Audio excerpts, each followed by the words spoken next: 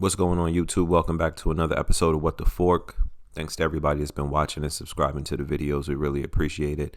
Tonight, I have a really bomb dish for you guys. This is Authentic Jamaican Curry Chicken. It may seem like a complicated dish, but it's really not. I'm going to show you right now how you can make it 1, 2, 3, no problem. All right, so here we have our vegetables that I chopped up beforehand. This is going to be yellow onion, Scotch bonnet, bell peppers, thyme, chopped garlic, tomatoes, and scallion. And then pretty much here, like I said, you just want to get these mixed up. And now you want to take your 2 pounds of chicken breast. That's what I'm using here. And I never measure curry when I'm seasoning meat.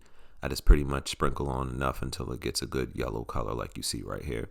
And then after your curry's on, you could sprinkle your chicken breast with a little bit of salt, so that way it's not bland. And then you want to let it marinate for about 2 hours or overnight. It's up to you. All right, so once your chicken breast is marinated and you're ready to cook, we're going to fill the bottom of a pan with some oil. Regular canola oil is fine. Make sure you hit that like button, hit that subscribe button, and hit the notification bell so when we upload these new videos, you'll know.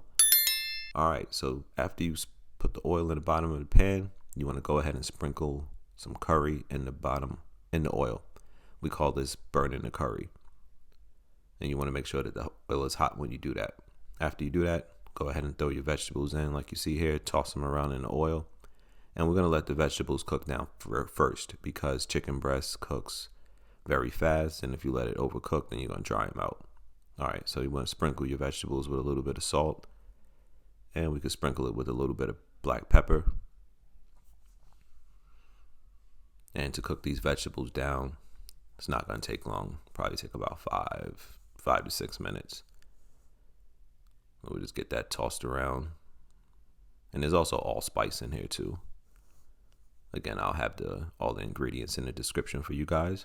So once everything's mixed down, and you'll see here how everything's softened up now. This is what we're looking for. And then pretty much from here now, we can just go ahead and add our chicken.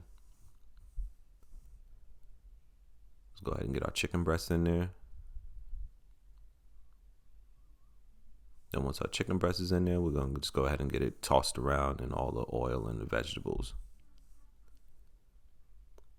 And don't forget, you can add just a little bit of water. That's going to help, again, making more gravy for you.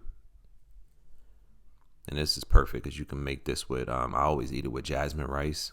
And you can put fried plantain on the side. You can do steamed cabbage. Totally up to you with your sides. All right, so once everything's tossed around, just put the top on about 5 to 8 minutes. You come back, open it up, and there, the curry chicken's done. And we've been cooking this on like medium heat. So this is perfect. So you can leave the Scotch bonnet peppers in if you want more heat, or you can go ahead and take them out like you see here, what I'm doing. That way you don't accidentally eat one. Some people can eat them straight. All right, so here it is. Our curry chicken is done. Looks perfect. Take a look. All the seasoning. This is beautiful. All right, so we go ahead and plate it up now. This is our authentic Jamaican curry chicken with jasmine rice.